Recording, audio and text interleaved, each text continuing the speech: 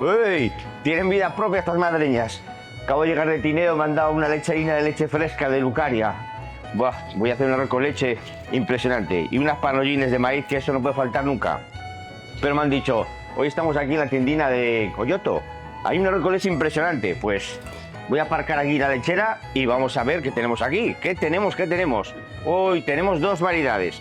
Mira, arroz con leche quemadín de Santolaya. Uf, tiene una pinta, mira, este caramelizado aquí. Me apetece comerlo. Y luego tenemos el de Abredo, fantástico. Oh, mira, qué rapidez. Estos sí que son unos fenómenos. Este va sin requemar.